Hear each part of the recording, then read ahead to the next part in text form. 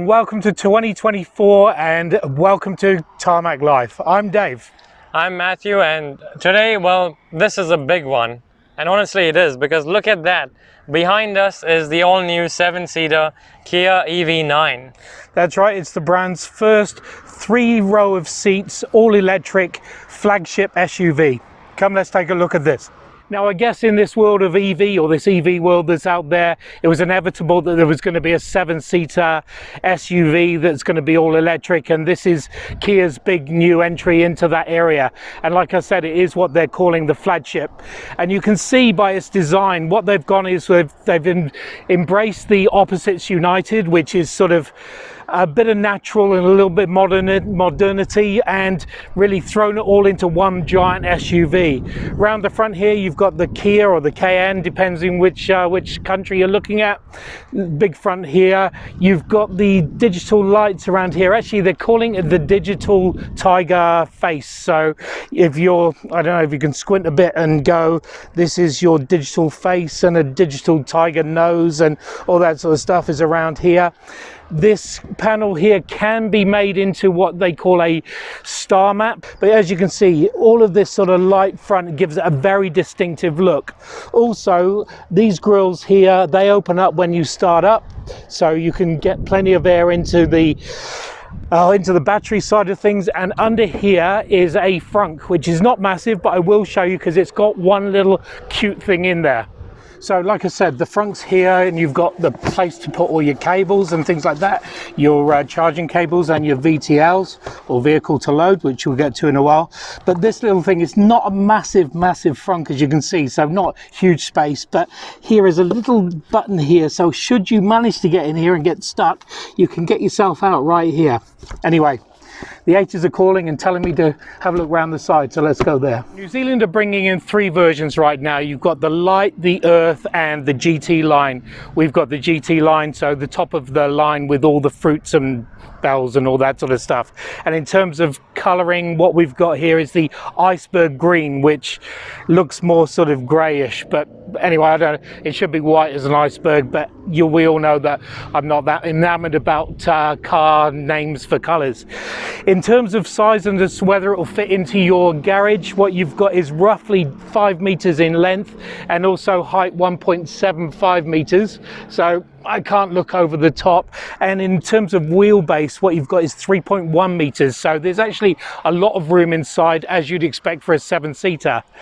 In terms of aerodynamics, what they've done is they've done something quite smart with the platform underneath. So you've got a convex front under underneath here, so it's convexy, and around the back is concavey. And what that means overall, this has a 0.23 CD, so it's actually really quite good.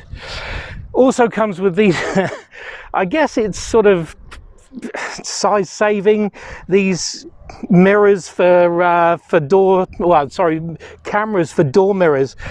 They're actually quite sizable, so I'm not sure what it saves, but I'm sure it does save stuff.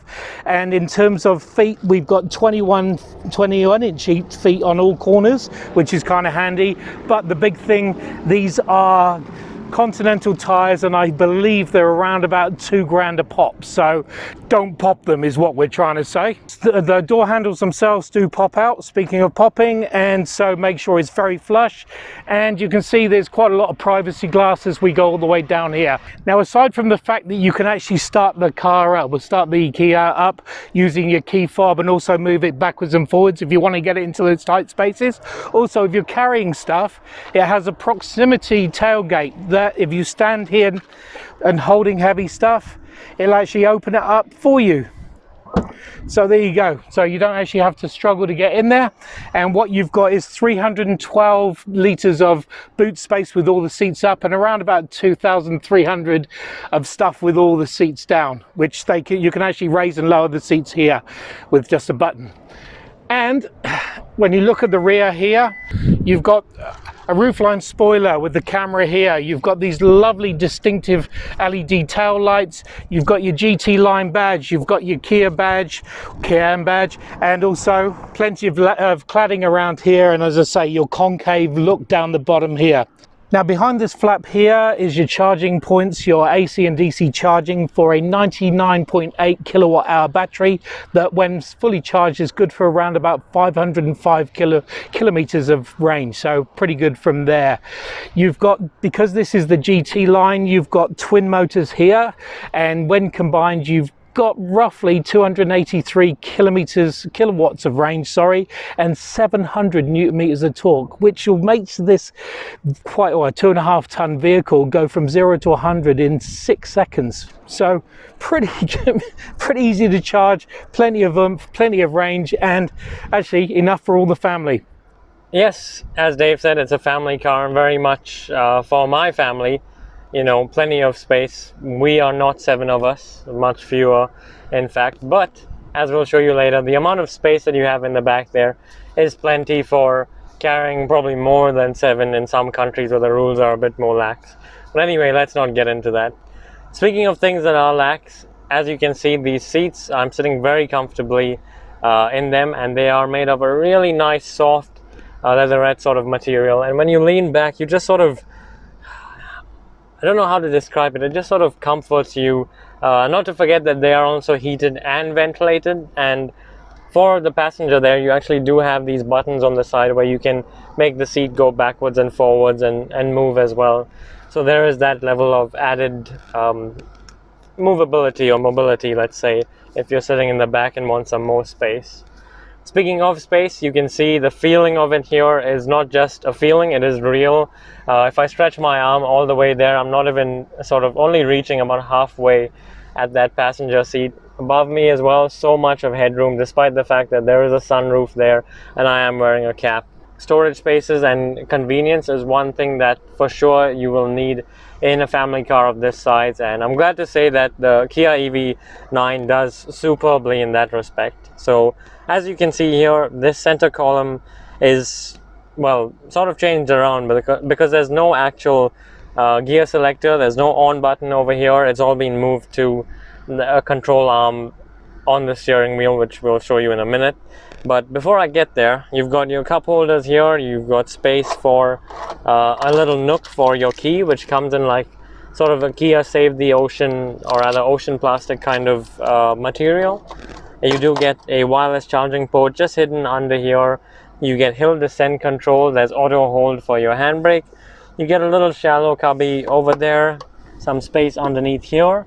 But the real trick of the center console unit is actually from the storage space in the back or in the middle row, where down the bottom you can actually put more than half your hand through underneath here.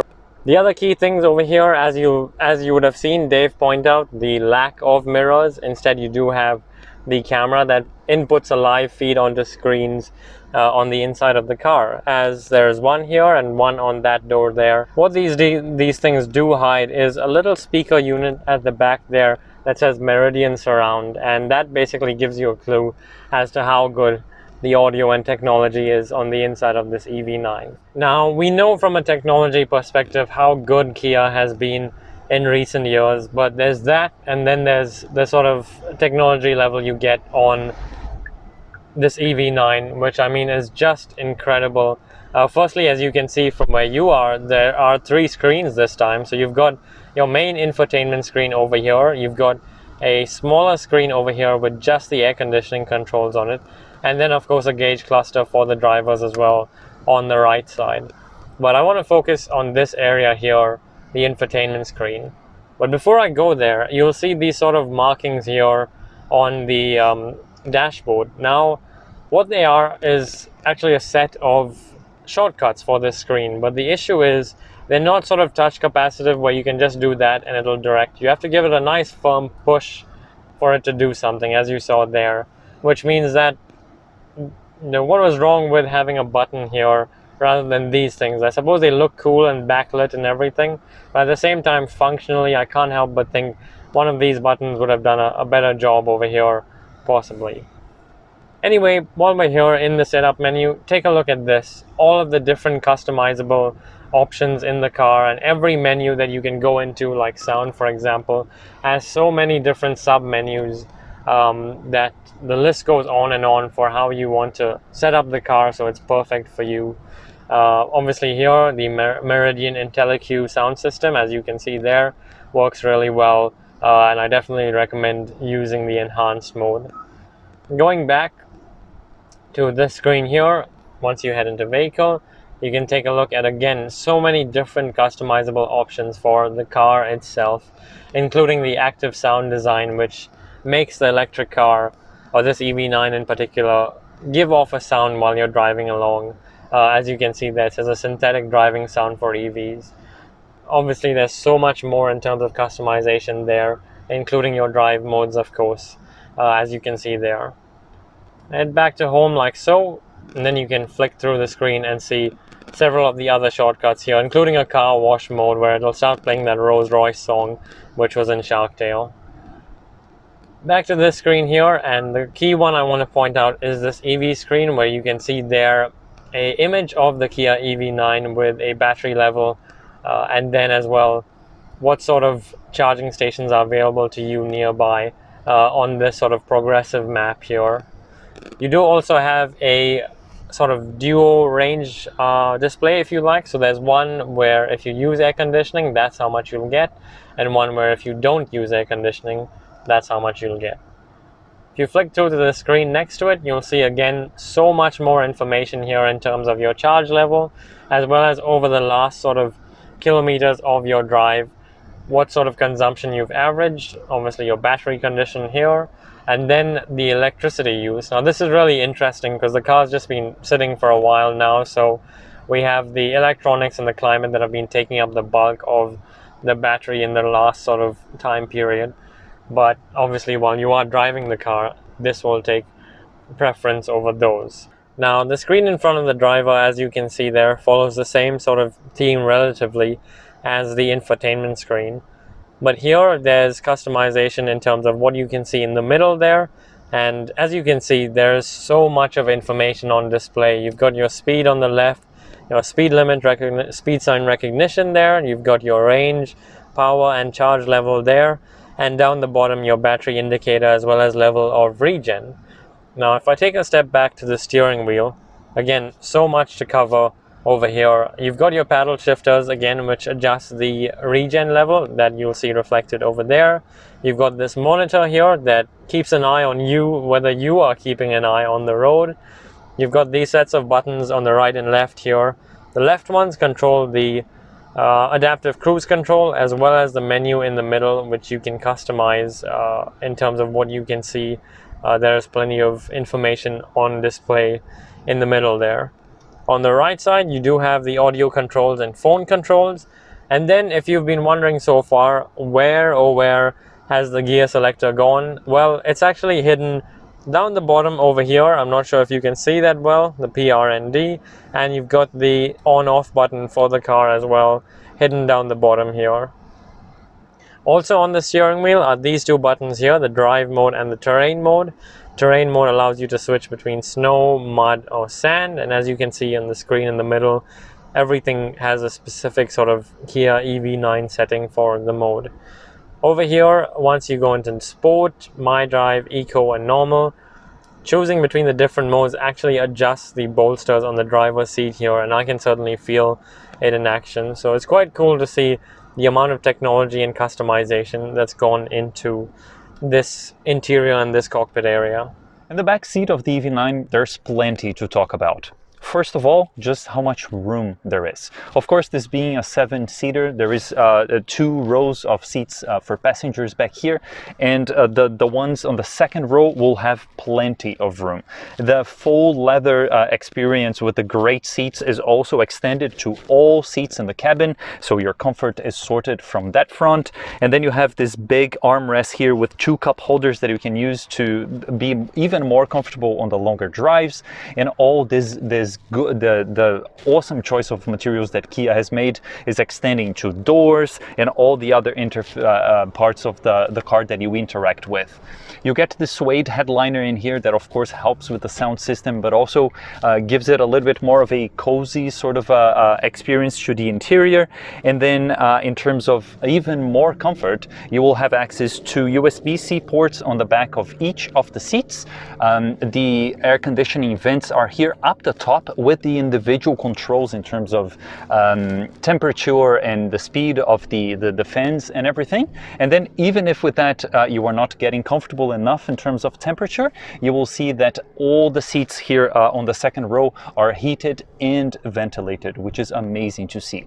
You can also block the light using the blinds that you have here on the back. And then the setup for getting on the third row of seats is actually surprisingly easy. By pressing this button in here, it will pretty much get everything ready for you to go into the back seats. And then in there, you will get access to, again, USB-C ports, the air vents up the roof, and it is probably best used for sort of shorter trips, because of course I know that I'm not the usual candidate for using the third row, but it was very cramped for me.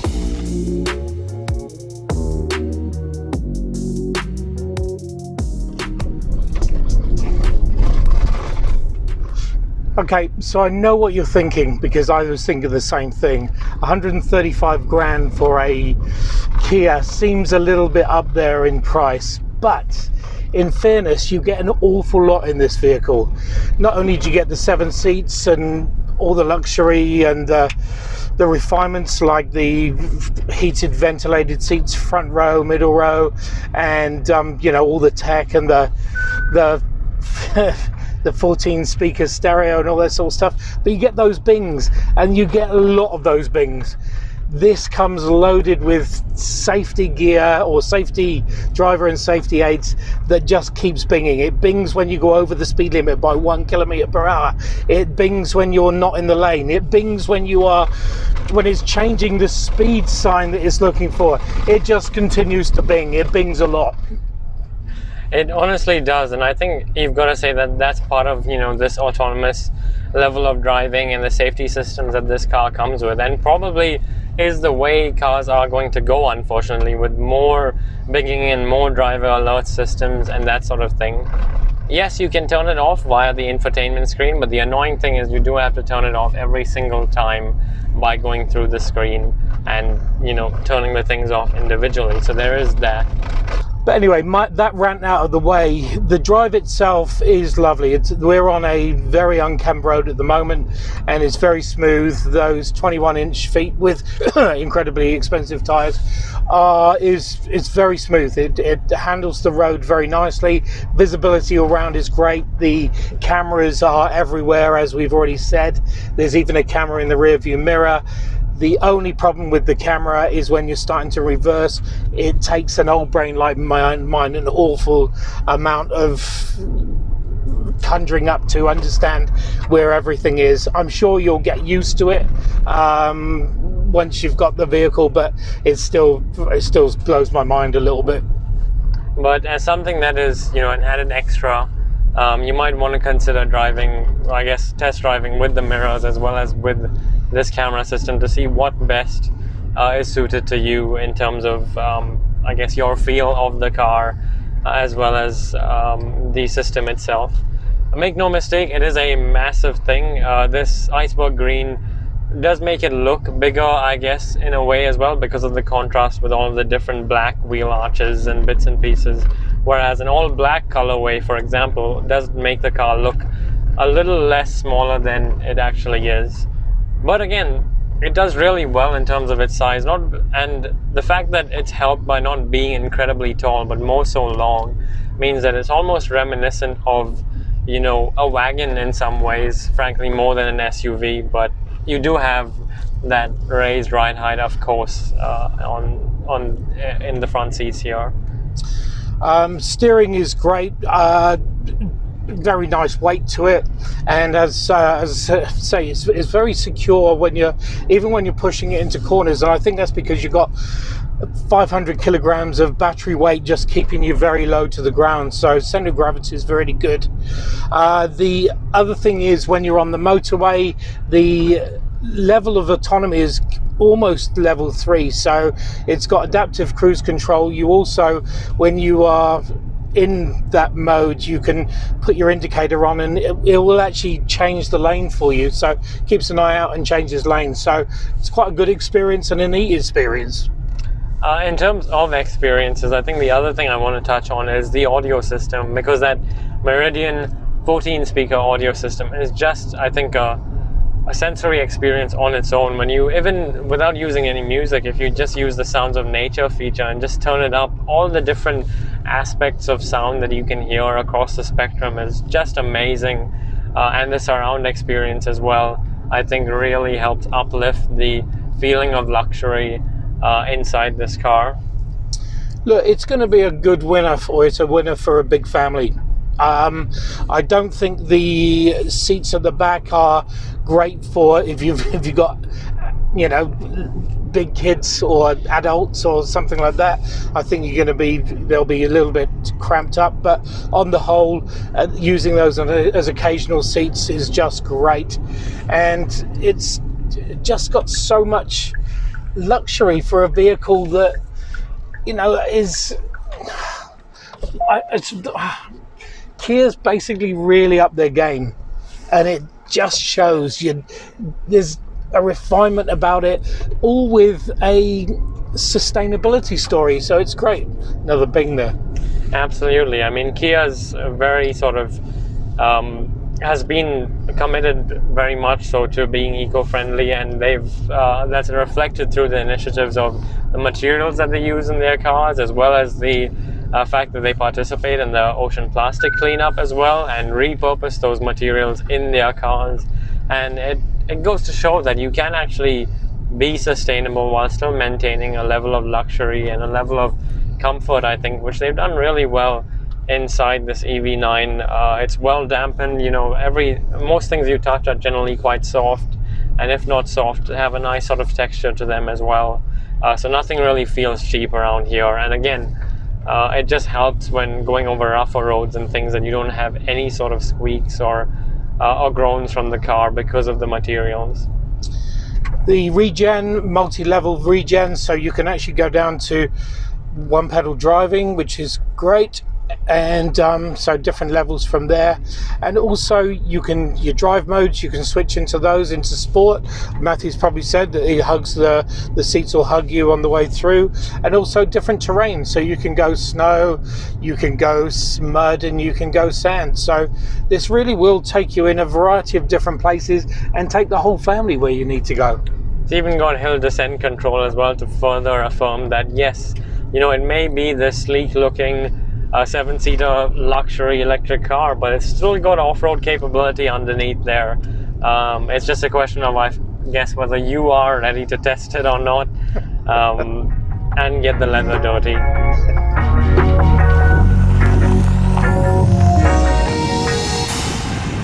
So there you have it, the new Kia EV9, a 7-seater all-electric SUV that comes loaded with everything, really. It drives itself to a large degree, and will take the family to wherever you want to go, within reason, of course. But 500 kilometers of range with a battery that's, you know, the size of my house. It's awesome. It's just amazing what Kia have done, I think, in terms of upping their game in general, not just the technology, but the design, and then using that electric platform on a 7-seater SUV like this. I mean, the EV9 all around is just an astonishing feat. The fact that something of this size and weight can move as quickly as it does and handle as well as it does too. It's a great experience all round. There's lots of buttons to push and also lots of interaction. So, thumbs up. Thanks for watching. Make sure you subscribe, and we'll see you on the next one. See ya.